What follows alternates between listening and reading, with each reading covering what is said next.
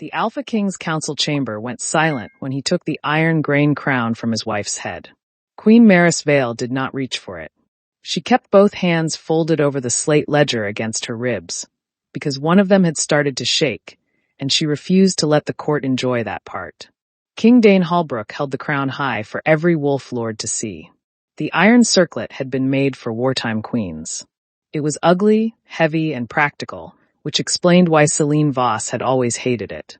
Celine stood beside the throne in a pearl gown that had never seen a flower cellar, a frozen bridge, or a quartermaster with 3 missing invoices and a romantic attachment to lying. By royal decree, Dane said, Maris Vale is relieved of the supply crown, the border ledgers, the winter stores, and all authority over the military road.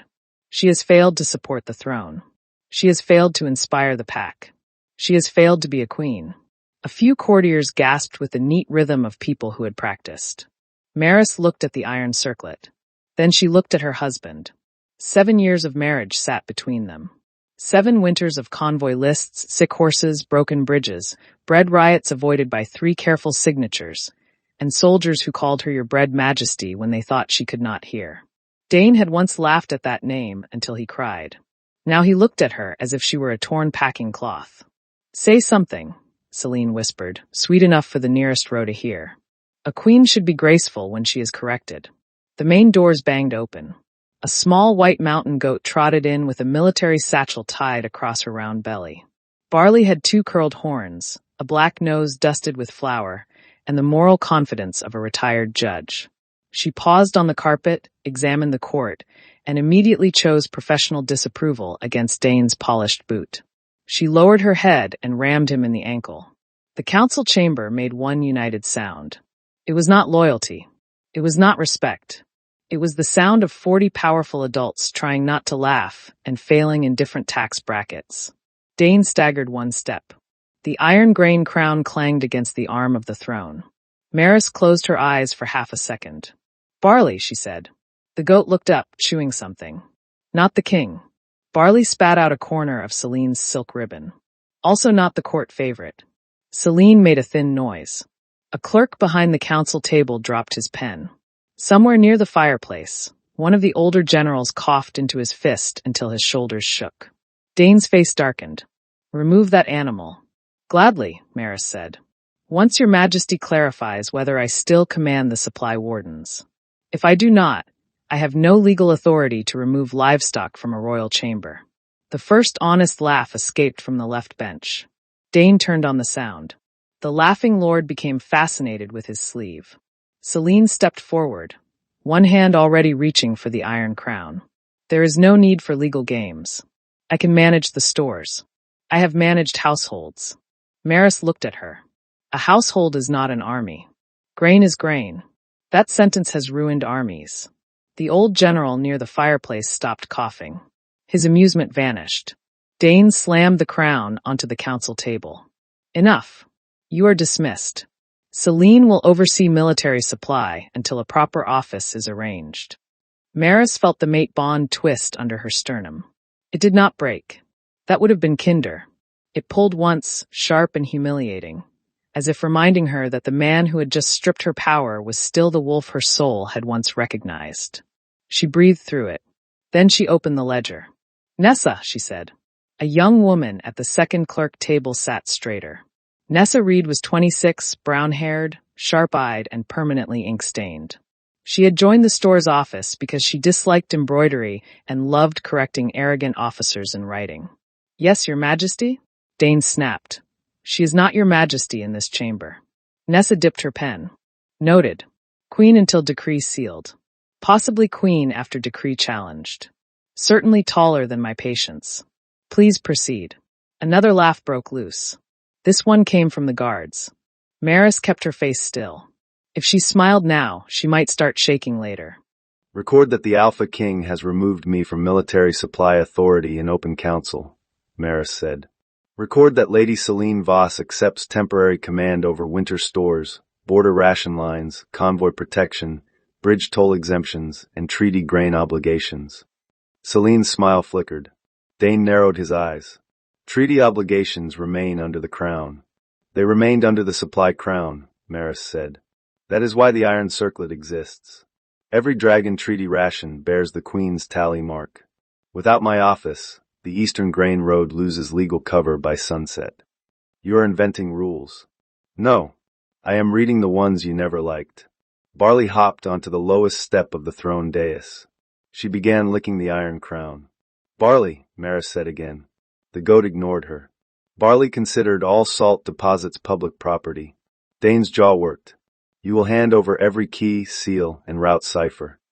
Maris removed a ring of black iron keys from her belt. She placed them on the council table with care.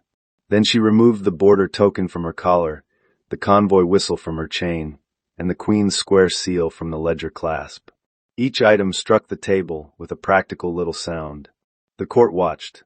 Celine's smile returned as the pile grew. Then Maris turned the ledger around and tore out one page. Dane lunged forward. What are you doing? Keeping my personal copy of the unpaid Eastern debt, Maris said. The original remains in the archive. Unless someone removed it, in which case this becomes inconvenient. Nessa's pen scratched quickly. Celine's face tightened. Maris saw it. So did Barley, who stopped licking the crown and stared at Celine with horizontal pupils full of unpleasant prophecy. A horn sounded outside. Not the silver horn for visitors. Not the green horn for court dinner, which Barley knew and respected more than most laws. This was the black border horn. The chamber doors opened again. A messenger stumbled inside with frost on his cloak and panic in his throat. The Eastern Pass is closed, he said. 3 wolf companies are without flour. The dragon convoy turned back at Millgate. The treaty wardens say the ration marks are void. The council shifted. Dane stared at Maris. Maris said nothing. A colder sound answered from the hall. Heavy steps. Metal against stone. A low murmur of guards moving out of the way without being asked. The Dragon Emperor entered the Alpha King's court with 4 black-clad officers, a treaty tube in one hand, and the calm expression of a man who had already measured the room for exits, lies, and weak beams. He was tall enough to make the wolf guards look unfinished. Black hair fell to his shoulders in loose waves, controlled only because it chose to be. His coat was dark imperial leather with silver scale clasps. His mouth looked severe until one noticed the faint curve at one corner, as if the world disappointed him so often that he had learned to entertain himself privately. His eyes moved over the court, the Iron Crown, Celine, Dane, Maris, and finally Barley. Barley sneezed flour onto the throne step. The Dragon Emperor looked at the goat for 1 second longer than dignity required. I was told the wolf court had a queen, he said. Dane lifted his chin. Emperor Theron Ashvane. You enter without announcement. Your guards announced me by sweating. Theron raised the treaty tube.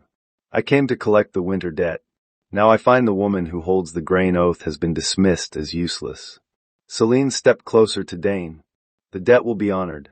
I will sign anything needed. Theron looked at her hand. Madam, I do not accept signatures from people whose fingers have never counted sacks and sleet. Nessa made a strangled sound behind her ledger. Maris should not have found that funny. She found it extremely funny. Dane's voice dropped. The treaty is with my throne. Theron unrolled the parchment. It was old, thick, and edged with dragonfire script. The treaty is with the throne, the supply crown, and the named keeper of the ration road. Your throne removed the keeper. Your supply crown is currently being licked by a goat. This leaves us with a legal corpse. Barley bleated, perhaps in agreement. Dane stepped forward. You would threaten famine over a domestic adjustment. No, Theron said. You created famine for a domestic adjustment. I am merely refusing to sign my empire's stomach to your favorite's confidence. He held the treaty over his open palm. Blue-black fire rose without smoke. The parchment curled, brightened, and vanished into clean ash. The chamber erupted. Maris did not move. Her heart did something foolish and painful behind her ribs. For 7 years, men had told her the treaty was dull, the ledgers were dull, the bridge calculations were dull, the winter reserve was dull. The Dragon Emperor had just burned a royal treaty because someone called her useless. Theron turned to her. Queen Maris Vale, he said. I require a commander of Imperial Grain Roads. I offer an office, pay in gold, full authority over convoy law, and a written clause stating that no dragon may call you useless and keep his teeth uncounted. Barley climbed down from the dais and trotted to Maris's side. Marish met Theron's eyes. She felt every wolf in the room waiting for her to be rescued. That would not do. Terms, she said. Theron's mouth curved. Good. My clerk comes with me. My goat comes with me. I keep independent quarters. I control my office. I answer to the Empire's emergency council in writing, not to moods, heat, horns, claws, or masculine weather. Nessa whispered, I have never been happier to be luggage. Theron inclined his head. Accepted. Dane slammed his hand on the table. Maris, you will not walk out of my court with my enemy. The mate bond pulled again. This time it met the hard place in her chest that had formed when he lifted the crown. Maris picked up the torn ledger page. You removed me, she said. I am obeying. Celine reached for the iron crown. Barley lunged first, grabbed the ribbon attached to it, and dragged the whole ugly thing halfway across the table. The council stared. Maris sighed. Barley, leave the crown. It has made its choices. The goat released it. The crown rolled and stopped against Celine's hand. Maris walked out beside the Dragon Emperor with a clerk, a goat, one torn debt page, and the sound of the border horns still shaking the stones behind her. Outside the Wolf Palace, snow fell across the long black courtyard. Dragon soldiers waited by a carriage shaped more for speed than comfort. Their horses were not horses. They were scaled mountain drakes with feathered crests and suspicious yellow eyes. Barley stopped dead. One drake lowered its head. Barley lowered hers. This will end in diplomacy, Theron said. It will end in property damage, Maris replied. The drake snorted. Barley bleated with the exact tone of an ant who had seen better table manners at a funeral. Theron removed one glove and offered the goat 2 fingers to smell. Barley sniffed. Then she licked his knuckles, found no salt, and lost interest. I have been judged and found edible but not useful, Theron said. That is her highest form of neutrality. Nessa climbed into the carriage with an armful of ledgers and the expression of a woman who had just resigned from misery without giving notice. If anyone asks, I was abducted by paperwork. Theron handed Maris into the carriage. His grip was steady and brief. He did not hold one moment longer than needed. That restraint did more damage than grasping would have. Maris sat across from him. Barley planted herself between their boots and began chewing the edge of Theron's imperial rug. That rug is older than 3 kingdoms, Theron said. Then it has had a full life. His eyes warmed by 1 degree. Your Majesty, you are calmer than expected. I am making a list of things I may scream about later. Will I be on it? You burned a treaty in my husband's court and offered my goat legal protections. You are currently under review. Nessa leaned from the opposite bench. I vote favorable. The teeth claws showed promise. Theron looked at the clerk. Your vote is recorded. The carriage lurched forward. Through the rear window, Maris watched the Wolf Palace shrink. She had entered it as a bride at 19 with a red cloak, trembling hands, and a stupid belief that being chosen meant being safe. She left at 31 with no crown, a satchel goat, and a debt page that might start a war. The mate bond stretched toward the palace. It wanted her to ache, to turn back, to remember Dane laughing with flour on his cheek during their first winter together. Barley pressed her warm side against Maris's boot. Maris looked down. The goat had stolen the blue ribbon from Celine's gown and was chewing it into a damp, expensive rope. Disgusting, Nessa said softly. And healing. Maris let out a laugh that surprised her. It was small, rough, and not graceful at all. Theron watched her for 1 second, then looked away before the moment became too tender. She appreciated that. She also resented it a little, which felt like evidence that she had not died in the council chamber. They reached Millgate near dusk. The past town sat between Wolf Pines and Dragon Cliffs. Its storehouses should have been full. Instead, wagons jammed the road, drivers argued in 3 languages, and soldiers from both kingdoms stood in ration lines with empty bowls. Maris stepped down before the carriage fully stopped.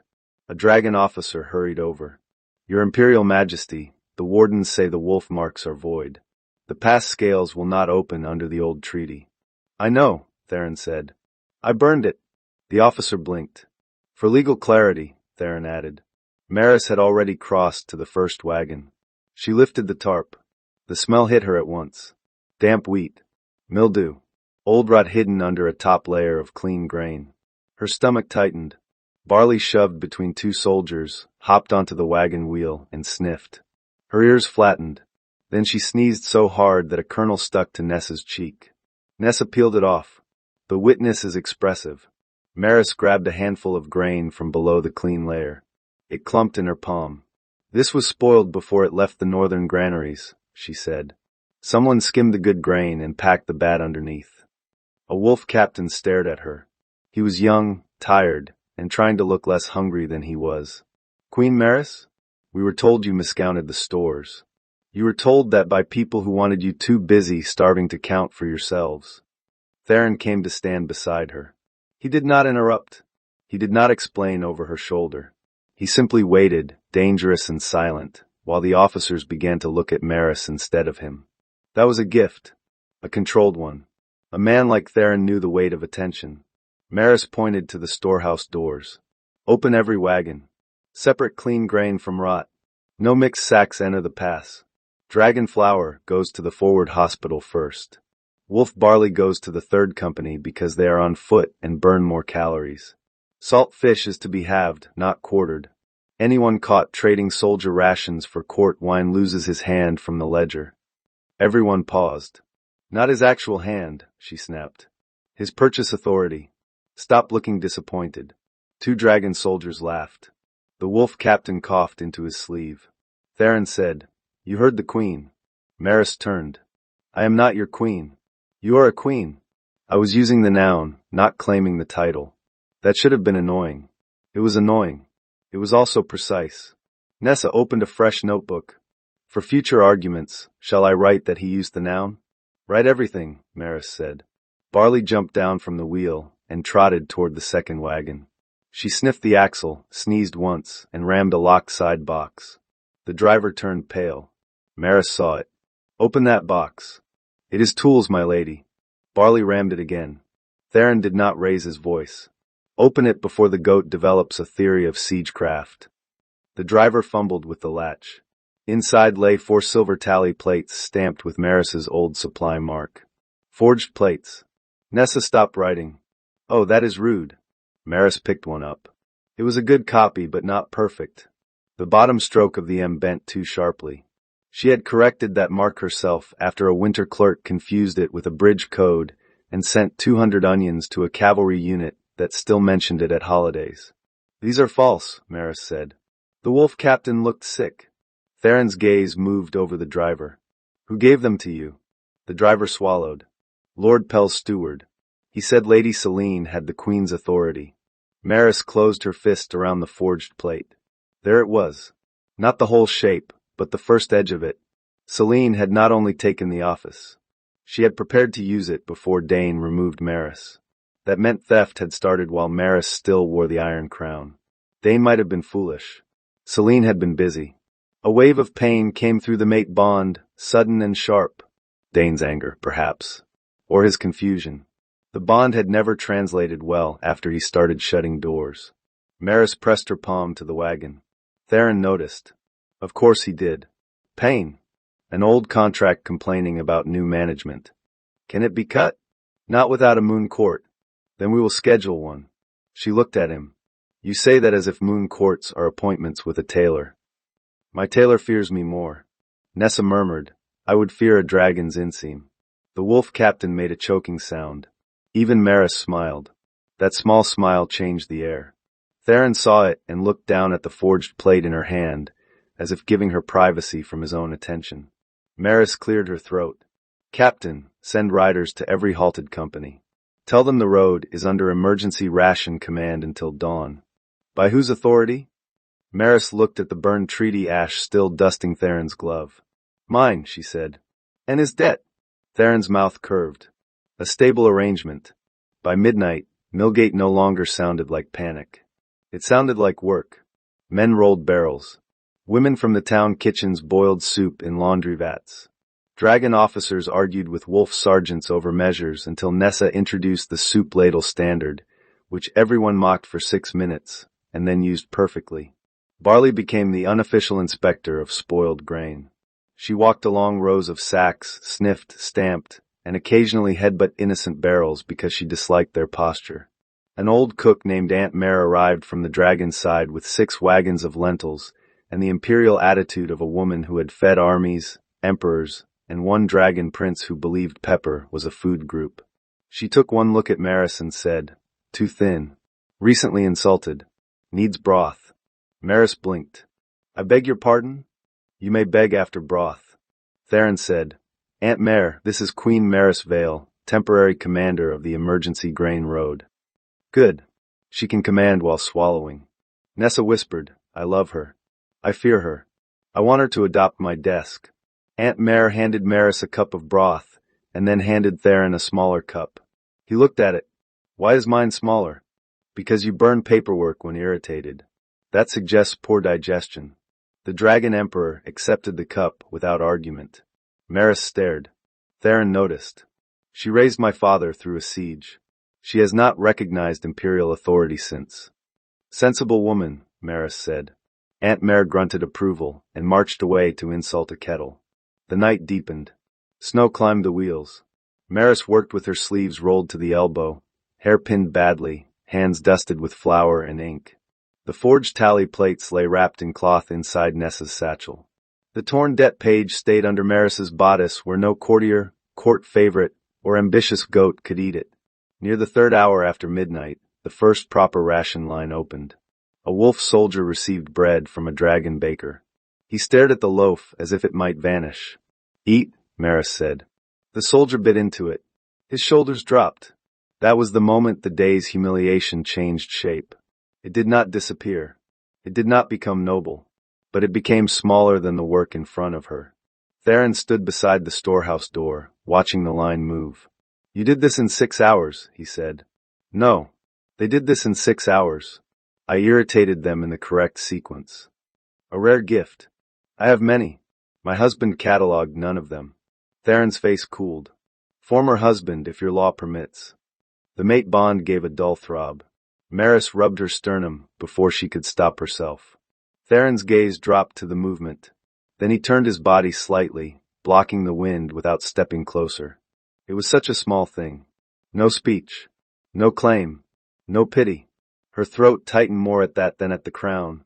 "Our law permits separation after public dishonor," she said. "Breaking the mate bond requires a moon court and evidence of sovereign harm.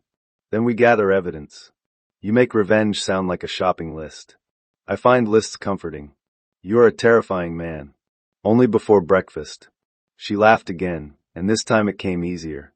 Barley chose that moment to trot between them, carrying Theron's glove in her mouth. Theron looked at his bare hand. "That was on my person." "She respects no borders," Maris said. "A suitable mascot for the new grain road." Barley dropped the glove into a puddle. Nessa, passing with a basket of forms, said, "Mascot has declined the empire." The next morning, Dane sent his first order. It arrived on a black wolf ribbon, sealed with the royal crest Maris had cleaned, balanced, and pressed for 7 years. The messenger looked exhausted and deeply unwilling to stand near Barley, who was licking salt off his saddlebag. Maris opened the letter in the Millgate storehouse office, which had once been a tack room. It smelled of oats, smoke, wet wool, and Theron's coat, because the Emperor had hung it on the door after Aunt Mare accused him of dripping on the ledgers. The letter was short. "Return at once. Bring the Eastern debt page. This matter has been misunderstood. Dane." No apology. No title. No mention of the crown. Nessa leaned over Maris's shoulder. Bold choice, using the tone of a man requesting both wife and receipt. Aunt Mare, stirring a pot near the stove for reasons no one had authorized, said, "Send him a turnip." Theron looked up from the convoy map. "Is that a wolf custom?" "It is a universal answer to nonsense." Maris folded the letter. Her chest hurt, but not as much as she expected. Perhaps public humiliation worked like frostbite. After the first burn, the skin went numb enough to function. "No reply," she said. The messenger swallowed. "My king ordered me to wait." Barley sneezed into his boot.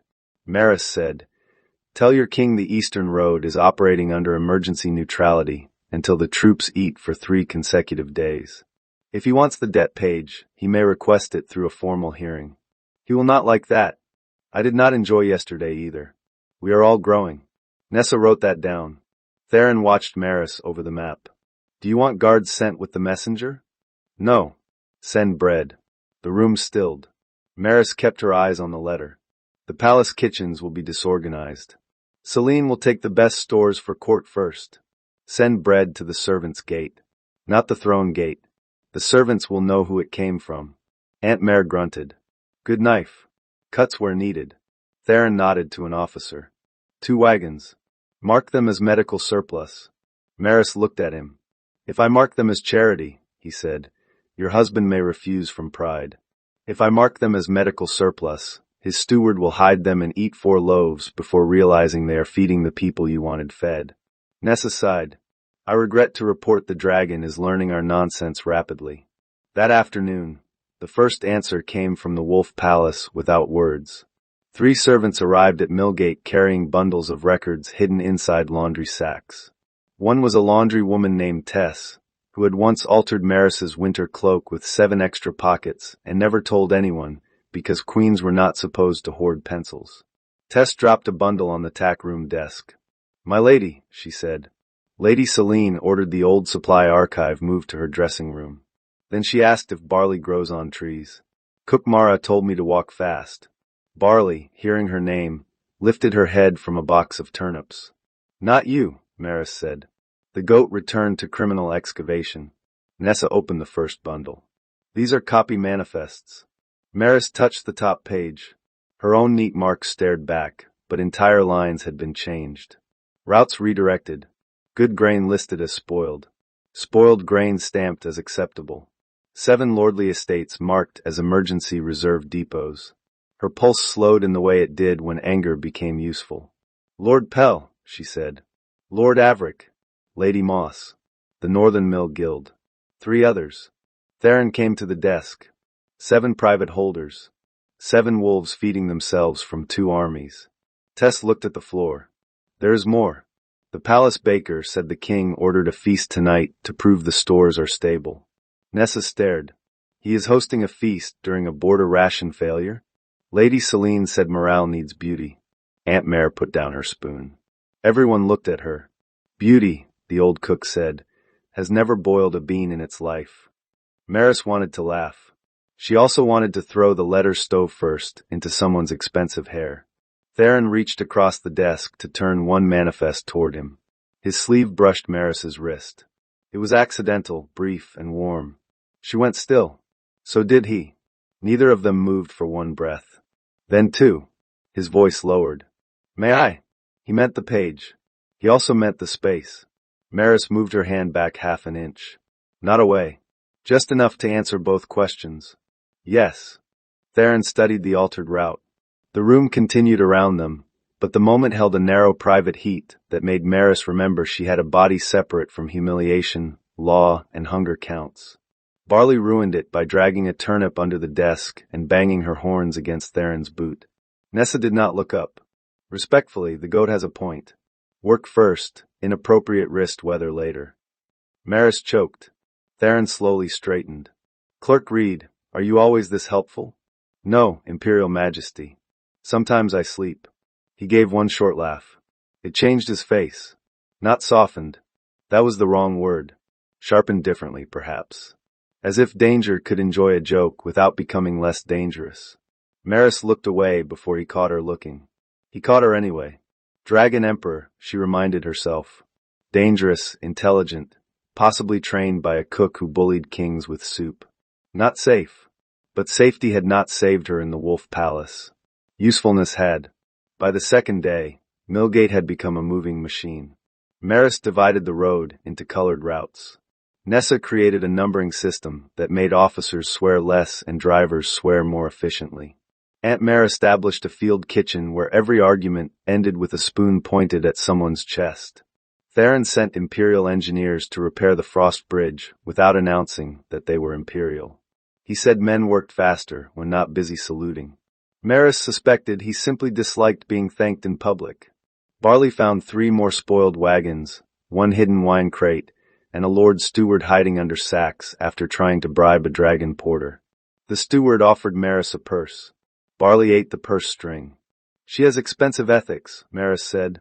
The steward, now pale and purseless, confessed that the 7 lords had been selling clean military grain through private millers and replacing it with old stores. Celine's household had provided duplicate route plates. Dane's seal had confirmed emergency authority.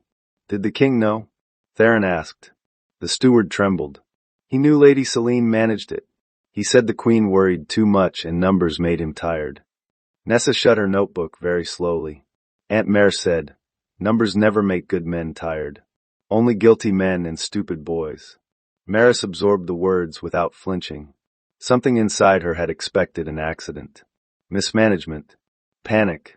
A foolish favorite playing at power. This was worse. Dane had not needed to understand every theft to be responsible. He had chosen not to know because not knowing let him keep his comfort. That was a kind of permission. She walked out of the tack room and into the cold. The yard blurred for a moment. Not with tears. She would not give the yard that pleasure. The mate bond pulled again, harder this time, perhaps because Dane had finally begun to feel the hole where her labor had been. It dragged at her ribs until she had to grip a post. Theron followed but stopped several paces away. "Tell me where to stand," he said. She almost laughed at the severity of it. "What? Near, far, beside you, behind you, gone. Choose one." No one had asked her that in years. The answer came out rough. Beside. But not touching. He moved beside her. Not touching. Snow gathered on his dark hair. It should have made him look less imperial. It made him look like a winter threat in formal wear. "I was not blind," Maris said. "I knew Celine wanted the crown. I knew Dane liked being adored more than being questioned. But I did not think he would let soldiers go hungry because numbers bored him."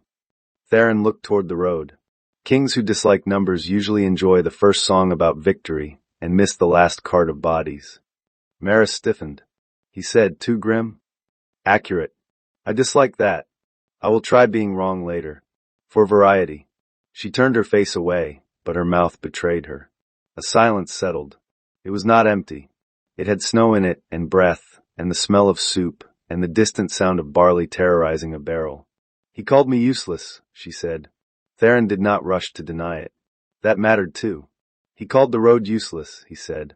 "He called food useless. He called every soldier's bowl useless. He called the woman who held his kingdom together useless because she made the holding look ordinary." Maris swallowed. "That was too many words," Theron added. "Aunt Mare would have said he is a turnip." The laugh burst out of her before she could guard it. Theron looked satisfied, which was irritating. "Do not look victorious," she said. "I would not dare. You look like a cat who sued a king and won. Dragons do not sue. We invoice." Barley trotted around the corner with a stolen sock hanging from one horn. Nessa chased her, breathless. "That sock belongs to a captain. He says it is strategic." Theron looked at Maris. "Your staff is well disciplined. Your empire hired us. I am aware. The contract grows more interesting hourly." On the 3rd day, Dane came to Millgate. He arrived with 20 wolf guards, 3 council lords, and Celine in a white fur cloak that looked warm enough to insult every hungry soldier on the road. His expression was set in royal command. It faltered when he saw the ration lines moving smoothly without him. Wolf soldiers bowed to Maris first. Not deeply. Not dramatically. Just the quick, practical nod soldiers gave to the person who had made sure they ate. Dane saw it. Maris saw him see it. Celine smiled too brightly. "How industrious. Millgate looks almost cheerful." Aunt Mare, standing near a soup vat, said, "Then step back before you spoil the weather." Celine stared. "Who is this woman?"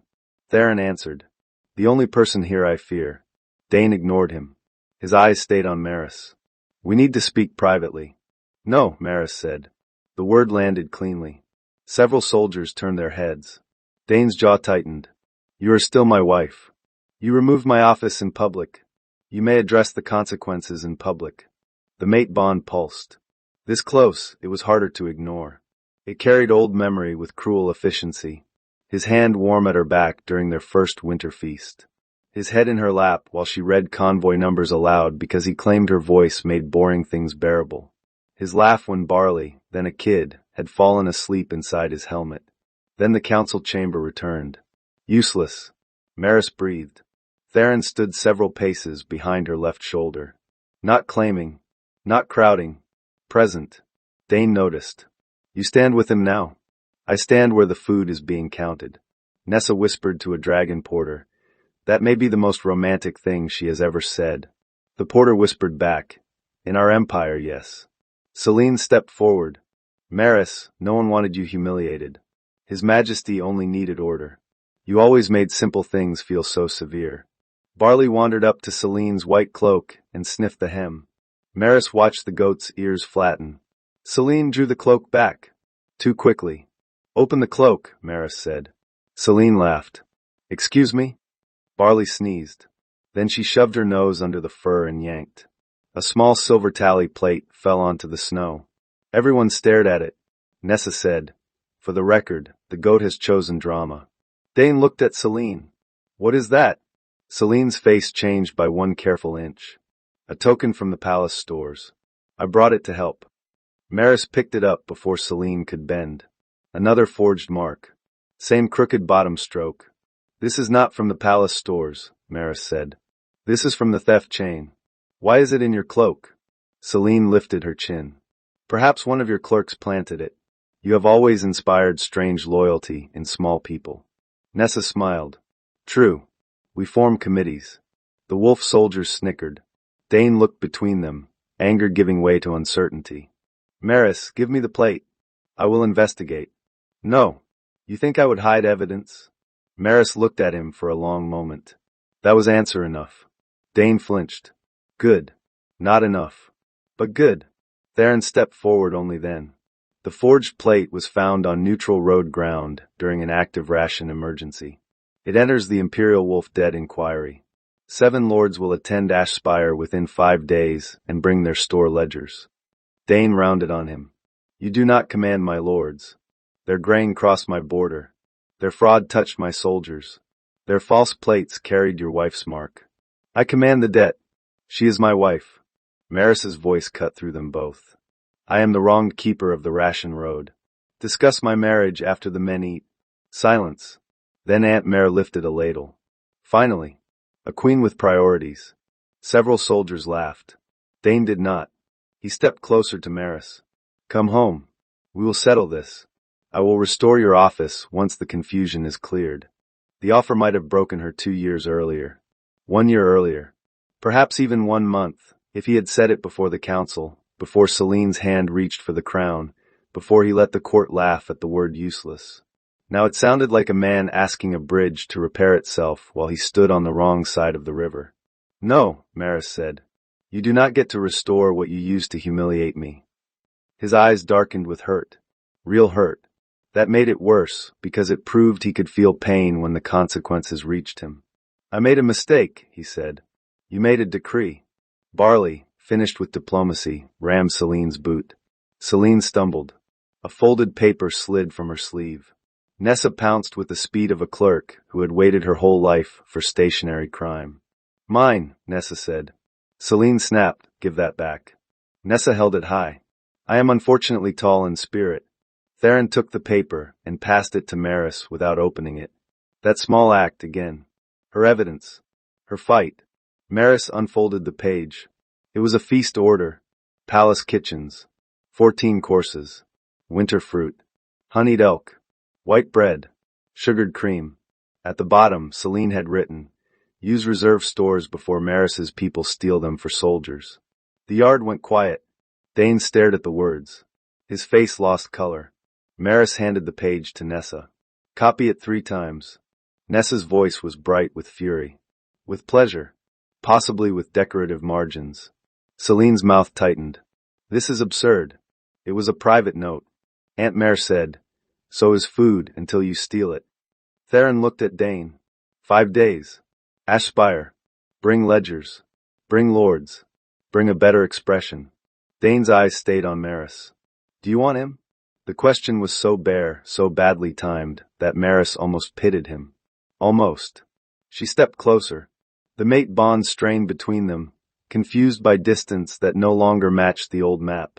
I want the truth, she said. I want the soldiers fed.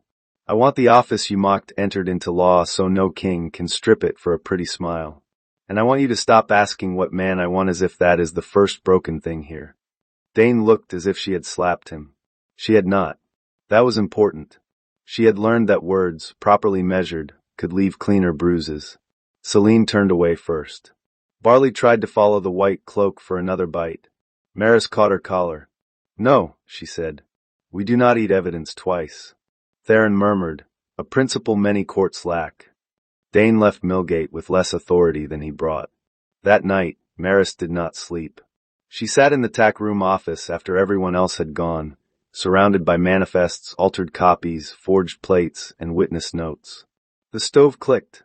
Barley slept in a flour sack with all four hooves tucked under her body, and Celine's ruined ribbon draped across her like a trophy.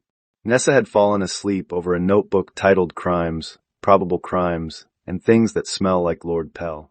Maris covered the young woman with a cloak. The door opened softly. Theron entered carrying 2 cups. "Broth?" she asked. "Tea. Aunt Mare trusts you with broth now. That is advanced citizenship." Maris accepted the cup. Their fingers did not touch. She noticed that. She wondered if he had arranged it. "You should sleep," he said. "People keep telling me that as if sleep will finish the ledgers." "No, but it may prevent you from assassinating grammar." She looked down. She had written the same line twice and spelled Lord Pell's name 3 different ways. One version had too many LS and a moral accusation. "He deserves the extra L." "Probably." Theron sat on the opposite side of the desk. Not beside her. The distance was proper. The hour was not. For a while they worked in silence. Maris sorted the false plates. Theron compared route maps. He had a quick hand, economical and precise. No wasted gesture. No theatrical frustration. Dane had always filled rooms with feeling until every clerk had to work around his mood. Theron filled the room with attention. That was far more dangerous. "Why do you need me?" Maris asked. He looked up. "I told you. My empire needs grain roads rebuilt. You have officers, engineers, accountants, terrifying cooks. None of them can make wolf captains obey dragon ration law without feeling conquered. None of them can spot a false tally mark from 6 feet away while insulting a king's understanding of grain. None of them have a goat with evidentiary instincts." Barley snored. "She is not always evidentiary," Maris said. "Yesterday she ate a requisition form because it had apple jam on it. Was the form useful? No. Then her instincts remained sound." Maris hid her smile in her cup. Theron's gaze rested on her face, brief but not careless. Heat moved under her skin. She told herself it was the stove. The stove, however, had never looked at her as if restraint were a decision made repeatedly.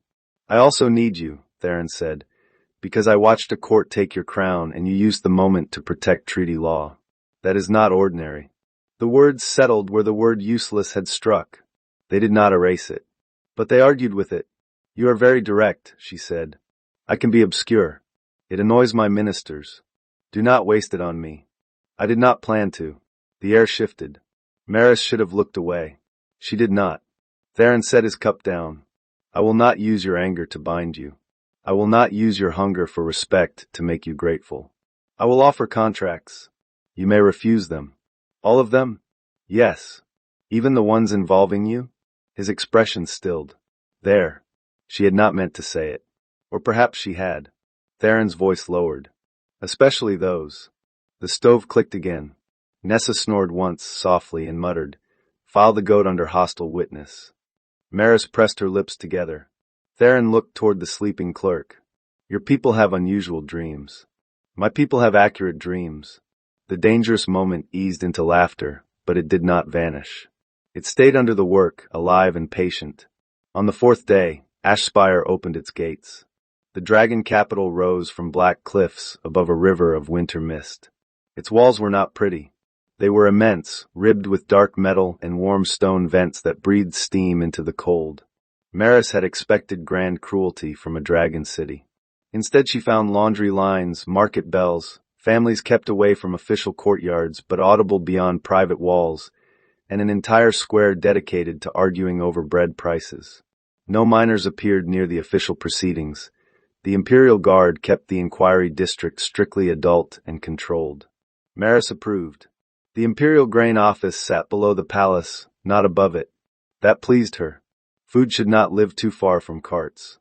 Theron gave her 3 rooms, a map chamber, a records office, and a private apartment with a locking door. The contract stated the lock was hers alone. She read that clause twice. Nessa read it once and said, "I will require one also. Not for romance. For naps." Aunt Mare appeared with a basket of rolls and a warning. "Do not trust the red filing cabinet. It sticks and has class resentment." Barley tested the red cabinet by ramming it. The drawer popped open. Aunt Mare nodded. "Good goat. Promote her." Within 1 hour, Barley had claimed a corner by the warm vent and arranged stolen items around herself. 1 glove, 3 wax seals, a carrot, Nessa's spare pen, and a ribbon from an imperial courier who insisted he had not been emotionally defeated by livestock. Within 2 hours, Maris had discovered the Imperial Grain Office used beautiful maps and terrible basket labels.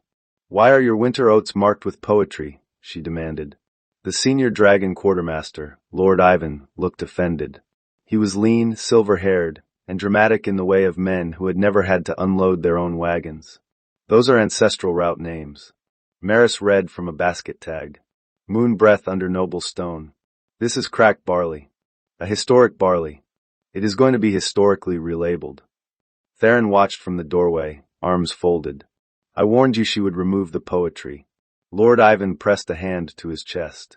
"Majesty, the Empire is built on poetry." Aunt Mare passed behind him with a tray. "The Empire is built on beans. Poetry just keeps nobles busy."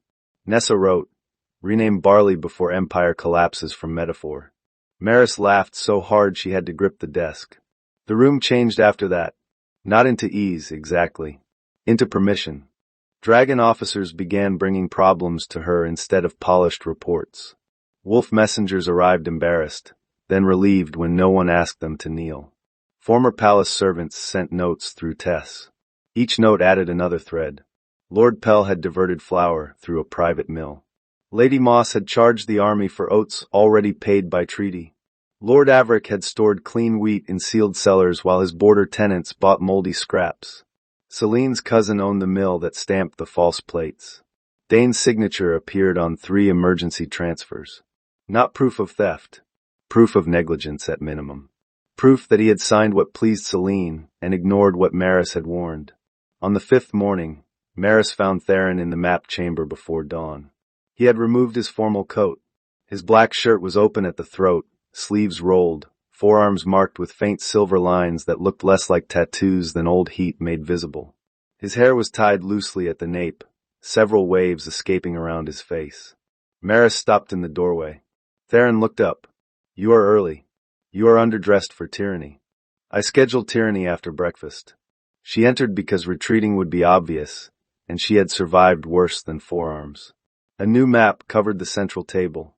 It showed the Eastern Road, the Wolf Border, and the Imperial Cliffs. Small iron pins marked failed storage points. Maris leaned over the table. "This route is wrong." Theron came around beside her. "Show me." She pointed to a narrow valley. "Caravans avoid this because the old bridge collapsed. But pack mules can cross the ridge path above it. If we split loads into half sacks, we can feed both armies before the thaw. Half sacks double labor. Hungry soldiers work for bread. Proud commanders work when embarrassed. We have both. And the ridge? Windy. Narrow. Miserable. Barley will love it." As if summoned by slander, Barley entered with a mouthful of curtain tassel. Theron looked at the goat. That curtain came from the Hall of Embers. Was it load-bearing? Emotionally for Lord Ivan. Maris took the tassel from Barley. The goat let go only after a short negotiation involving a dried apple.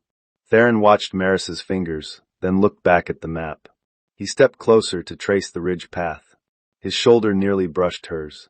The near contact did not feel accidental this time. It felt offered. Maris could move away. She did not. "If we use your ridge," he said, voice low, "we expose convoys to both wolf raiders and dragon tax collectors. One is armed. The other is worse. Then we send mixed escorts. Wolf scouts, dragon engineers, neutral supply flags. Neutral flags burn easily. Not if you enchant them. You ask casually for Imperial firecraft. You hired me to be expensive." He turned his head. They were too close for a map discussion, and not close enough for anything that required confession. Yes, he said. I did. Her breath caught. Irritating. Inconvenient. Alive. Barley waited exactly 3 decent seconds, then sneezed onto the ridge path. Maris closed her eyes. Theron said, "The mascot approves the route." She approved the curtain too. Then we are building an empire on strong opinions. The inquiry began that afternoon. The 7 wolf lords arrived at Ash Spire with chests of ledgers, packs of excuses, and the shared expression of men and women who had expected an imperial hearing and found a supply queen with sordid evidence. Dane arrived last. He wore black. Selene wore gray and no stolen tally plates, which showed learning if not remorse. The hearing chamber was circular, with dragon magistrates on one side and wolf witnesses on the other. At the center stood a long stone table. Maris placed the forged plates there, one by one. Barley stood beside the table, wearing a blue inspection ribbon Nessa had tied around her neck. The ribbon read official nose in neat ink.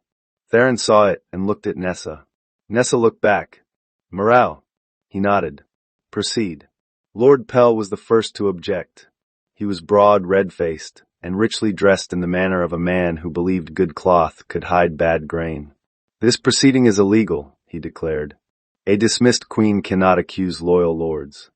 Maris smiled. It was not a kind smile. She had been saving it. I am not accusing as queen, she said. I am accusing as named keeper of the Dragon Ration Road, a position your theft used and therefore recognized. Thank you for confirming jurisdiction. Nessa whispered to the nearest clerk. That is why we let them speak first. Men bring their own rope if you compliment the handle. The clerk wrote that down by mistake. Theron leaned back in his black stone chair. He looked bored. Maris had learned that this meant someone was about to regret existing in assigned capacity. Lady Moss claimed the spoiled grain had been a storage accident. Maris opened a sample jar. Barley sniffed it and immediately tried to climb backward into Nessa's skirts. The goat is not a chemist, Lady Moss snapped. No, Maris said. But she is a mountain animal who has rejected mold since infancy. Also, I have the mill dates. The clean grain left your estate after the spoiled sacks arrived. Unless your barley learned to rot backward, this was deliberate. A dragon magistrate coughed into his sleeve. Lord Averick claimed the army had ordered luxury bread. Aunt Mare marched to the witness stand, slapped a receipt on the rail, and said, the army ordered hard loaves. Your steward billed almond rolls. I know because soldiers do not request almond rolls unless dying or promoted beyond sense. Even Theron looked down to hide his mouth. Dane sat rigid through it all. Each witness built the cage around him. He had not forged the plates. He had not packed the rotten grain. But his signatures opened gates. His decree removed the one person blocking the theft. His pride had been the key. Selene's turn came after sunset. She walked to the center in gray silk, chin high, beauty sharpened into weapon form. I wanted to help the king, she said. The queen made every process hostile. Lords complained. Soldiers complained. Servants complained. His Majesty needed someone gentle. Nessa muttered, gentle like a pillow over the face of an invoice. Maris did not laugh. She looked at Selene across the stone table. Did you order duplicate tally plates? No. Did your cousin's mill stamp them? I do not supervise my cousin's trade. Did you write this? Maris lifted the feast note. Use reserve stores before Maris's people steal them for soldiers. Selene's mouth tightened. That note was taken from my sleeve by an animal. That is not a denial. Barley bleated. Theron said, the court recognizes the animal's procedural contribution without granting her full counsel rights. Nessa looked wounded. I had forms ready. A laugh moved through the chamber. It did not weaken the proceedings. It sharpened them by giving everyone one breath before the blade. Maris placed the forged plate from Selene's cloak beside the note. You wanted the office, she said. You did not want the work. You wanted the crown's shine, not the winter's count. So you made my rules look cruel, my ledgers look wrong, and my warnings look jealous. Selene's eyes flashed. You were jealous. No, Maris said. I was busy. That was my mistake. I thought work would defend itself. The chamber stilled. Dane looked at her then, truly looked, as if seeing not the wife who managed dull things, but the woman whose dull things had kept his kingdom alive. Too Late was a real place. Maris could see him standing in it. Theron asked, Lady Selene, did you tell King Dane that the Queen exaggerated the border shortage? Selene glanced at Dane. I told him she enjoyed control. Did you tell him the Eastern debt could be delayed? I told him dragons are dramatic. Theron smiled faintly. Correct but irrelevant. The chamber almost laughed again. Then Maris placed the torn debt page on the table. This is the Eastern debt record from the morning of my dismissal, she said. It shows 12,000 winter measures owed under treaty. The archive original has since disappeared from the Wolf Palace. Dane stood. What? Maris held his gaze. Did you order it removed? No. Did you secure it after removing me? His silence answered. Selene looked away. Theron's voice became very quiet. Search her trunks. Selene spun toward him. You cannot dash. I can, he said. You entered Ash Spire under inquiry bond. Your belongings are subject to debt search by the agreement your king signed at the gate. Dane looked ill. Selene. For the first time, her confidence cracked. The search took 20 minutes. Nessa spent all 20 arranging blank pages by size because fury made her tidy. Barley stood by the door and stared at Selene with such judgment that one of the guards crossed himself in the dragon fashion. When the officers returned, they carried a leather case. Inside lay the missing archive original, 3 blank route plates, and a letter from Lord Pell promising Selene a private estate after Maris's removal. The hearing chamber changed temperature. Dane sat down as if his knees had failed. Selene said nothing. Maris felt the final shape lock into place. Not all the way. Not the ending. But the truth had found air. Theron looked to Maris. Your motion? Not his verdict. Hers. Maris rose. Emergency injunction, she said. Freeze the 7 lords' grain holdings. Redirect all edible stores to the border companies and civilian kitchens. Seize false plates. Record Lady Selene Voss as origin conspirator pending Wolf Moon Court. Record King Dane Hallbrook as negligent sovereign whose decree enabled treaty breach and military deprivation. Dane flinched at each word. Maris continued. And restore the supply crown to law, not to me. No ruler should be allowed to strip the ration office without a council of soldiers, cooks, road wardens, and clerks. Nessa's eyes shone. Aunt Mare lifted her chin. Theron rose. The room followed. Granted under imperial debt law, he said. Final wolf judgment will be held at the Moon Court in 3 days. Until then, Queen Maris Vale commands the joint road by necessity and recorded competence. Barley chose that solemn moment to eat the corner of Lord Pell's written objection. Theron looked at the Lord. The court notes your objection was partially consumed but already weak. The laughter that followed was not polite. It was exhausted, furious, and relieved. Dane did not laugh. After the inquiry, Maris walked alone to the Ash Spire balcony above the river mist. Not truly alone. Barley followed, because privacy meant nothing to a goat unless it involved baths. The animal nudged Maris's skirt, then began licking mineral frost off the stone rail. Maris looked out at the dark road below. Lanterns moved in lines. Convoys. Real ones. Food going where records said it should go. The mate bond was quieter tonight. Not healed. Not broken. Waiting for court. Footsteps approached. Maris knew them now. Theron stopped at the balcony entrance. May I come closer? She should not love that question. She did not love it. She respected it aggressively. Yes. He came to stand beside her. For a while neither spoke. Below, a convoy bell rang.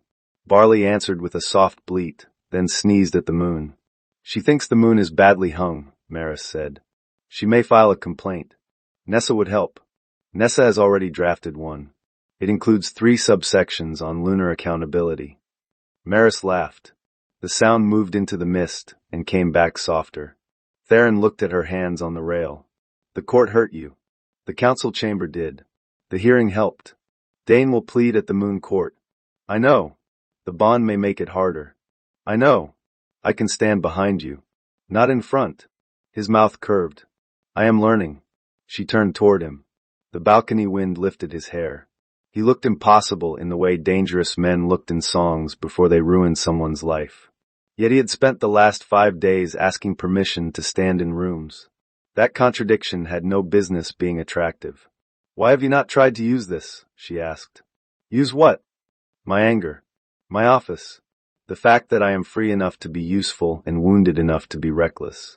Theron's expression became still again. Because useful women have been used enough. The words entered her quietly. Maris gripped the rail. He noticed, of course. He always noticed too much and took too little. I want you, he said. There it was. No poetry. No evasion. No claim. Her breath shortened. Theron continued before she could answer. I want your mind in my war room, your name on the road law, your goat out of my curtains, though that may be impossible, and your hand only if you place it there. Not because Dane threw yours away. Not because my empire needs you. Because when you look at a broken road, you see how to feed everyone on both sides of it. Maris tried to make a joke. Nothing came. Barley saved her by head-butting Theron's knee with moderate affection. He looked down. I am being accepted by degrees. Maris found her voice. She headbutts people she likes. She bites people she dislikes. She ignores people she owns. Which stage am I in? Audited. Promising. He did not reach for her. That restraint became unbearable. Maris lifted her hand and placed it over his on the stone rail. Theron went utterly still. His hand was warm. Strong. Not closing over hers until she turned her palm and allowed it. When he did, the contact was simple. No claim. No performance. Just fingers around fingers in the cold. The mate bond in her chest shuddered, offended by new warmth. Maris expected guilt. Instead she felt grief, which was cleaner. She had loved Dane. That truth remained. It did not require her to return to a man who had made her smaller, so someone else could feel ornamental. Theron's thumb moved once over her knuckles. Too much, he asked. No. Good. I would have stepped back with dignity, but I would have complained internally. She laughed, and the tension eased into something steadier. Barley sneezed again, this time directly onto Theron's boot. He looked down. Your witness objects to romance. No. She objects to slow pacing. The ridge route began before dawn. Maris rode at the head of the first mixed convoy, not in a carriage but on a sturdy mountain mare with Barley in a padded side cart, because the goat had refused all saddles and attempted to eat the harness manual. Dragon engineers carried bridge hooks. Wolf scouts moved ahead. Neutral supply flags snapped in blue-white fireproof cloth. Theron rode beside Maris on a black drake, who appeared to dislike everyone equally, which made Barley respect him. Nessa followed in the second wagon, wrapped in 3 scarves, riding with fingerless gloves and complaining that heroic history never mentioned ink freezing. Aunt Mare rode in the kitchen cart, armed with ladles, soup stones, and an expression that promised punishment by nutrition. The ridge path proved worse than Maris expected. Wind hit sideways. Sled runners stuck. Twice, sacks had to be unloaded and carried by hand. One wolf scout slipped on ice and was caught by a dragon engineer who then pretended the rescue had been a structural inspection. By noon, the convoy reached the valley above Frostmere Field. Below, 2 armies faced a disaster no general had ordered. Wolf companies had moved too far east in search of supplies. Dragon border troops had advanced to protect their convoys. Between them lay a frozen river, cracked by early thaw. No one wanted battle. Hunger, pride, and bad messages had brought them close enough for one mistake to become slaughter. Maris saw the banners and understood at once. They are not forming attack lines, she said. They are forming for ration access. Theron's gaze swept the field. Both commanders think the other side is blocking food, because someone made sure they would. A rider came hard up the slope. Wolf colors. He pulled his horse short and nearly fell from the saddle. Queen Maris, he gasped. The king orders all wolf companies to hold position until he arrives. Maris stared down at the field. A hold order would freeze hungry soldiers in place. One frightened officer, one thrown stone, one cracked riverbank, and both sides would pay for court vanity. The mate bond pulsed from far behind. Dane was riding toward them. Too late again. Maris looked at Theron. Can your flags project light? Yes. Can your drake carry me across the ridge? Yes. Will you argue? After. Good man. His eyes flashed with something that had nothing to do with battle. Barley bleated from the side cart. Nessa shouted. She says do not die because she cannot manage your filing system. Tell her to check drawer 3. Maris called back.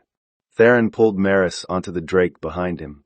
His arm locked around her for one fierce second as the beast leapt from the ridge path to a lower shelf of stone. This time, the contact was not delicate. It was necessary, solid, and hot through layers of wool. Maris's breath hitched against his back. "Still with me?" he asked over the wind. "Argue after." He laughed, sharp and delighted, and the drake dropped toward the field. They landed between the armies under a burst of blue-white supply flag light. Every bow lifted. Every spear shifted. Theron dismounted first, a wall of black and silver. Maris slid down after him and stepped ahead before anyone could think he had brought her as decoration. "Hold your lines," she shouted. "This is a ration intervention, not a battle. Anyone who starts a war before lunch will answer to the kitchens." Confusion moved faster than orders. Aunt Mare's kitchen cart appeared on the ridge above, flags blazing. Her voice carried with terrifying force. "Bowls out, you dramatic fools." A laugh broke on the dragon's side, then another on the wolf's side. Maris seized the moment. Wolf Third Company, move back 20 paces from the river. Dragon East Guard, lower pikes and send 10 carriers to the blue flags. Mixed ration lines by unit, not kingdom. Sick and injured first. Officers last unless they are bleeding pride, which does not count. The wolf commander hesitated. Barley chose that moment to escape the side cart, charge down the slope, and ram the commander's shin. The commander yelped. Nessa, arriving breathless, shouted, "Official nose has found obstruction." The soldiers laughed. The commander's face burned, but he stepped back. That saved them. One line moved. Then another. Dragon engineers crossed the ice with hooks and ropes. Wolf scouts guided carts around weak patches. Maris walked the center with the forged plates hanging from her belt as visible accusation and authority. Theron stayed close enough to block danger, and far enough that every command was hers. At the river, a sled cracked through the top ice. 2 men stumbled. Maris grabbed the lead rope with both hands. The weight dragged her forward. Theron caught her waist from behind and anchored her, without taking the rope. "Pull," she ordered. He did. Together with 3 soldiers, they hauled the sled clear. Flour sacks slid onto the ice, intact. For 1 second, his arm remained around her waist. Her back pressed to his chest. The field noise faded to breath and cold. "Maris," he said, low enough for only her. She looked down at his hand. He released her at once. "After," she said, because it was the only safe word available. His smile reached his eyes. "After." Barley ruined the grandeur by climbing onto the rescued sled and eating the corner of a flour sack. The soldiers cheered her as if she had won the field. By sunset, both armies had eaten. No battle had started. No banner had fallen. The ridge convoy continued through, escorted now by the same soldiers who had nearly faced each other over an empty road. Dane arrived at the field when the last ration lines were closing. He reined in hard. His gaze moved from the fed soldiers to the mixed guards, to Maris standing beside the river with flour on her sleeves and Theron's cloak around her shoulders. She had not noticed the cloak until then. Theron must have put it on her after the sled rescue. That was unfairly competent. Dane dismounted slowly. "Maris," he said. The mate bond pulled. Weaker now. Or perhaps she was stronger. "Your hold order nearly starved them into panic," she said. "I did not know the field had shifted. You rarely know what your orders do after they leave your mouth." Several officers heard. None corrected her. Dane's eyes went to Theron. "And he does." Maris looked at the soldiers carrying sacks together under fireproof flags. "He asks the people who do." That landed harder than anger. Dane removed his gloves. His hands shook once before he clasped them behind his back. "The moon court is tomorrow," he said. "I will admit mistakes. I will strip Celine's title. I will restore your crown. Come home, and we can survive this." There it was. The version of him that would have once undone her. Tired. Honest enough to hurt. Still thinking survival meant her return. "No," she said. He closed his eyes. She kept going because mercy without truth was only a prettier prison. You can admit mistakes because the evidence is public. You can strip Celine because she failed. You can restore a crown because you need the road. None of that is the same as seeing me before you lost me. Dane opened his eyes. They were wet. "I did love you." "I know," Maris said, and that was the cruelest part. But you loved me best when my work made your life easy, and my silence made you feel kind. Nessa, standing several paces away, looked down at her notebook. Aunt Mare wiped a pot that was already clean. Theron said nothing. Dane looked at Maris as if he were watching a door close from the wrong side. "Is the bond already dead?" he asked. Maris touched her sternum. "No. It is telling the truth late." He had no answer. The Moon Court convened at Hollow Crown Hall, an old neutral chamber carved into the border mountain where Wolf law and Dragon Treaty law had met for 2 centuries. The hall had 3 tiers. Soldiers filled the lower ring. Cooks, clerks, road wardens, millers, and convoy drivers filled the second. Lords filled the third, where they could look important and be too far away to touch the evidence. At the center stood a crescent table of black stone. Above it hung the old Wolf Oath bell and the dragon debt flame. Maris entered without a crown. That was deliberate. Barley walked at her side wearing the blue official nose ribbon, now slightly chewed. Nessa carried the evidence chest. Aunt Mare carried nothing but a spoon and the terrifying serenity of a woman prepared to testify about beans under oath. Theron entered after Maris, not beside her. He took the dragon seat and remained standing until she chose her place at the center table. Dane sat in the wolf throne seat. He looked older than he had 1 week ago. Not old enough to excuse anything. Just old enough to understand the bill had arrived.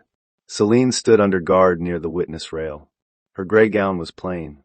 She had never looked less gentle. The chief moon magistrate, a stern woman named Aura Flint, struck the bell. "This court hears the matter of the stripped supply crown, the broken dragon treaty, the stolen winter grain, and the bond petition of Maris Vale. Speak plainly. I dislike decorative suffering." Nessa inhaled. "I may have a new hero." Maris stepped forward. The hall quieted. She felt the old wound open. Council chamber. Iron crown. Useless. Laughter. Dane's decree. Celine's hand reaching. Then she felt Barley's warm side against her calf. She felt the torn debt page in her hand. She felt Theron's attention at her back, steady and unsentimental. She spoke. 7 days ago, Alpha King Dane Hallbrook removed me from the military supply crown in open council.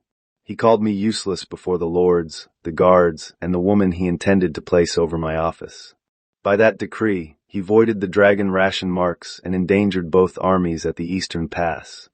Dane bowed his head. Maris did not look away from the magistrate. "I do not ask this court to pity me. I ask it to count. Count the spoiled sacks. Count the forged plates. Count the soldiers left without bread. Count the signatures that opened sealed stores to thieves. Count the women in kitchens, offices, and roads who made the kingdom function while men called the work dull." A murmur moved through the second tier. Maris placed the forged plates on the table. "My emotional weapon," she would never call it that aloud, was never a jewel or a prophecy. It was the ration mark. They used it to steal. I use it now to show the theft. Nessa presented copies. Tess testified about the archive bundles. The Millgate driver confessed again. Aunt Mare explained the almond roll fraud with such contempt that Lord Averick appeared to shrink inside his collar. Barley was not formally called as witness, despite Nessa's prepared petition. However, when Celine claimed she had never touched the original archive ledger, Barley walked to the evidence chest, stuck her nose inside, and pulled out the silk ribbon that had bound Celine's trunk. The hall erupted. Magistrate Flint stared at the goat. "I will allow it," she said, "because I am old and curious." Theron covered his mouth with one hand. Maris had to take a sip of water. Celine's testimony collapsed after that. Lord Pell tried to blame her. Lady Moss tried to blame Pell. Lord Averick tried to blame the weather. Nessa's minutes recorded, weather declines comment. At last Dane stood. The hall quieted differently for him. Some still loved him. Some wanted to. Maris had once known that particular ache. "I signed what I did not read," he said. "I dismissed warnings because they came from my wife, and I mistook familiarity for exaggeration. I allowed Lady Celine to speak against the Queen's office. I removed Maris from power to quiet my court. I endangered the road. I endangered soldiers." His voice broke. He turned to Maris. "I called you useless because I wanted to believe the things I did not understand were small. They were not. You were not." The mate bond shuddered. For a moment, the hall blurred. Not because his apology was enough. Because it was real, and real things still had weight even when they arrived too late. Dane stepped down from the throne's seat and knelt. A sound moved through the wolf's side. "Maris," he said, "I cannot undo what I did. I will accept any public penalty. I will return the crown. I will sign the road law. But if any part of the bond remains, let me spend my life earning the right to stand near you again." There it was. The fire everyone expected. The regret. The kneeling king. The perfect thumbnail for a different story. Maris looked at him and saw the man she had loved. Then she saw the woman she had become after he stopped looking. "No," she said. The word was quiet. It carried. Dane closed his eyes. Maris stepped closer, not to comfort him, but to give him the dignity of a clear refusal. "You will accept penalties because law requires it. You will sign the road law because soldiers need it. You will remember me accurately, because I have earned that. But I will not return to a marriage that learned my value from famine." The hall went still. The mate bond pulled one last time, sharp enough to bend her breath. Maris placed the torn debt page on the crescent table and pressed her palm over it. "I petition to dissolve the mate bond on grounds of public dishonor, sovereign negligence, and treaty harm. I release the Alpha King from my claim, and I release myself from his." Magistrate Flint rang the wolf oath bell. The sound struck the stone and entered Maris's bones. Pain flashed through her chest. Dane gasped. Barley bleated and shoved her head against Maris's knee. Theron moved 1/2 step, then stopped. He did not cross the line. Not until she chose. Maris held herself upright. The bond broke like a frozen rope snapping under load. For one terrible breath, she was empty. Then she was not. She was simply herself. The hall exhaled. Magistrate Flint lifted the decree. The court finds Lady Celine Voss guilty of conspiracy to misdirect military stores, forge supply authority, and conceal treaty debt. Her estates are seized for restitution. She loses court rank and will serve 10 years under civilian ration supervision, without title, wage privilege, or household command. Celine swayed. No one rushed to catch her. The 7 lords will surrender winter grain, pay triple restitution, and lose all military supply contracts for life. Their names enter the public hunger register. Lord Pell made a strangled sound. Aunt Mare smiled. "Alpha King Dane Hallbrook," the magistrate continued, "is found negligent in sovereign duty. Under Wolf War law, a ruler who strips the supply crown and starves the border loses command authority. You are removed from the throne pending succession council. You may retain personal lands only after restitution is paid." The wolf tear erupted. Dane remained kneeling. His face had gone white, but he nodded once. That was the first truly kingly thing he had done in days. Magistrate Flint turned to Maris. "Maris Vale, wronged keeper of the ration road, this court restores the iron grain crown and offers you the office of High Road Sovereign under joint wolf-dragon law. This office cannot be stripped by spouse, romantic claimant, king, emperor, court favorite, poet, cook, or goat." Barley bleated. "The goat may submit comments later," Flynn added. Laughter rolled through Hollow Crown Hall. Nessa cried openly while pretending to sharpen a pencil. Maris looked at the iron crown on the table. Someone had cleaned it. It remained ugly. Heavy. Practical. She picked it up. The hall waited for her to put it on. Instead, she held it in both hands. "I accept the road office," she said. "I accept the law. But I will not wear a crown that was used to make one woman's labor invisible. Melt it. Reforge it into 7 road seals, one for each border station, each held by a council of soldiers, cooks, clerks, and wardens. No throne will own the bread alone again." For 1 second, no one moved. Then Aunt Mare struck her spoon against a pot. The sound rang out. Nessa joined with her pen against the evidence chest. Soldiers stamped boots. Clerks struck desks. Dragon officers beat fists to breastplates. Wolf captains lowered their heads. Theron stood in the dragon seat, eyes fixed on Maris with an expression so fierce she almost forgot the hall. Magistrate Flint smiled like a blade. Recorded. The ugly crown finally becomes useful. Barley leapt onto the bottom step, grabbed a ceremonial tassel, and shook it violently. Nessa shouted over the noise. The goat supports institutional reform. The laughter did not ruin the victory. It made the victory human. That evening, after the decrees were signed, Maris walked to the mountain terrace behind Hollow Crown Hall. The sky was clear. Lanterns moved below as the first restitution wagons rolled toward the border. No one cheered wildly. Real repair did not sound like a ballad. It sounded like wheels, lists, and tired people doing the next necessary thing. Maris liked that sound. Dane found her before the moon rose fully. He stopped several paces away. He had changed out of royal black into a plain coat. Without the throne behind him, he looked more like the young alpha she had married. That hurt, but the hurt no longer commanded her. "I leave for Hallbrook Manor at dawn," he said. "The succession council will name my cousin regent until the pack votes." Maris nodded. "That is wise."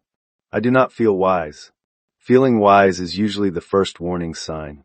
He gave a small, broken laugh. "You always said things like that. I used to think I understood them." "No. You liked them. That is different." He accepted that. For a while, they watched the road. "Will you marry him?" Dane asked. Maris did not pretend confusion. "Not because you ask." "I know. I had no right." "No." He looked down. "I am sorry. For the crown. For Celine. For every time I made you prove the obvious because the obvious came from you." This apology had no audience. No throne to save. No penalty to reduce. It reached her more deeply for that reason. "I believe you," she said. His eyes lifted with dangerous hope. She held up one hand. "Belief is not return." The hope died. Pain stayed. But he nodded. "Goodbye, Maris." "Goodbye, Dane." He left without touching her. That was his final gift, late but real. Maris stood alone for almost 1 minute before Barley emerged from behind a stone bench, carrying a stolen ceremonial glove. "You are a menace," Maris told her. Barley dropped the glove and leaned against her skirts.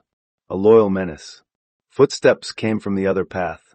Theron appeared with no crown, no guards, and 2 cups of Aunt Mare's broth. Maris laughed. "Does she send you with soup now?" She said I looked emotionally unsupervised. "Accurate." He handed her a cup. "May I stand here?" "Yes." He stood beside her, close enough that his sleeve touched hers. For once, neither moved away. Below, the road wagons turned toward the east. 7 new seals would be forged by morning. Nessa had already designed a filing system and threatened to name one drawer after Lord Pell's downfall. Aunt Mare had accepted appointment to the Civilian Ration Council after declaring she would not work with fools unless allowed to feed them. Tess would supervise palace servant stores. The wolf captain from Millgate would command the first mixed escort. Every decent person in the mess had found a task. That felt like a better ending than revenge alone. Theron looked at the road. "My council will ask what title you want in Ashspire. High Road Sovereign is enough. They will ask whether the office is temporary. Tell them I dislike temporary labels. They peel off barrels. They will ask whether you remain in independent quarters." "I do." "Good." She looked at him. "Good." "Yes. If you move too quickly into my rooms, Aunt Mare would accuse me of storing queens improperly." Maris nearly spilled her broth. Theron's mouth curved. "Also, you deserve doors that are yours before you choose which ones to open." There he was again, making jokes around respect until it became easier to receive. Maris set her cup on the stone rail. "And if I choose one?" His attention shifted fully to her. "Then I will ask whether you are certain." "That sounds tedious." "I can ask handsomely." She laughed. "You are aware of that?" "Aunt Mare tells me humility is for bread dough." Barley sneezed. Maris stepped closer. The movement was small. It changed everything. "I am not choosing you because he rejected me," she said. "I know. I am not choosing you because you burned the treaty. It was an excellent fire. But noted. I am not choosing you because your empire needs me. My empire does need you. It will survive my disappointment if you refuse me. I will be dramatic in private." She smiled. "I am choosing the road first. The crown is law, not decoration. My own rooms. My own work. My own name. Good. And after that," she said, "I am choosing the man who asks where to stand." Theron went still in the way he had on the balcony. "Maris." "Yes.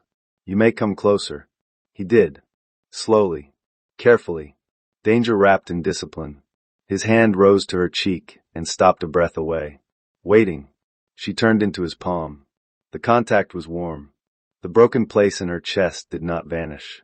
It made room. Theron bent his head. She met him halfway. The kiss was not a rescue. It did not erase humiliation, famine, work, law, grief, or the ugly iron crown waiting to be melted. It was a choice. Soft at first. Then steadier. His other hand settled at her waist, not pulling, only asking. She answered by gripping his coat and discovering that dragon emperors, when properly encouraged, forgot at least 2/3 of their restraint. Barley allowed 5 full seconds. Then she rammed Theron's boot. He broke the kiss with a low laugh against Maris's mouth. "Audit it again," Maris whispered. Passed. Barley licked the hem of his coat, found salt from the road, and began chewing. Maris leaned her forehead against Theron's chest. "She is considering a provisional license." Theron held her, light enough that she could step back, firm enough that she knew he wanted her to stay. Below, the first restitution wagons crossed the bridge. 7 road seals would replace 1 crown. 7 stations would hold food no king could steal for pride. Soldiers from both kingdoms would eat from the same emergency law. Cooks and clerks would sit on councils. Nessa would probably terrify 3 generations of officers. Aunt Mare would outlive them all through spite and soup. Maris had lost a throne that was never safe. She had gained a road. She had gained a name no one could reduce to wife, mistake, or ornament. She had gained a ridiculous goat who had exposed more treason than 2 royal investigators and half a spy network. And she had chosen a dragon who held power like fire in a closed hand and offered her the space beside it, not the cage inside it. 3 months later, the first 7 road seals were fixed above the border stations. The old Iron Crown was gone. In its place, each station bore a practical black seal stamped with wheat, flame, and a small goat head that Nessa insisted was a historic necessity. Lord Ivan objected that the goat lacked poetic dignity. Aunt Mare said dignity had never found a rotten sack in its life. The Wolf Succession Council elected a new alpha queen, Dane's cousin Mara, a blunt woman with gray-streaked hair and no patience for ornamental court favorites. Her first decree required every noble heir over 20 to spend 1 winter week unloading grain. The lords called it excessive. The soldiers called it comedy. Celine served her sentence in a civilian ration house under Tessa's supervision. She learned weights, measures, and how little beauty helped when lentils needed sorting. The first time she complained that the work hurt her hands, Tess handed her gloves and said, "How educational for your character." Dane paid restitution from his personal estates. He wrote once to Maris, not asking for return, only reporting that he had read the new road law aloud to every steward on his land. She sent back 1 sentence, "Keep reading." That was enough. Maris's office in Ash Spire became the loudest room below the palace. Wolf captains argued with dragon engineers. Cooks argued with everyone. Nessa ruled the filing tables with ink, sarcasm, and a bell she rang whenever someone used the phrase simple grain. Barley slept by the warm vent and inspected visitors by sniffing their boots. Honest people received indifference. Nervous people received staring. Liars received immediate goat contact. Theron visited daily under increasingly poor excuses. At first, he came to review convoy law, then to approve sealed designs, then to ask whether cracked barley required separate taxation, then to return a pen that was not hers. Finally, Aunt Mare blocked him at the door with a tray and said, "If you are courting her, say so. If you are auditing oats, bring oats." Maris, from behind her desk, said, "I would accept either."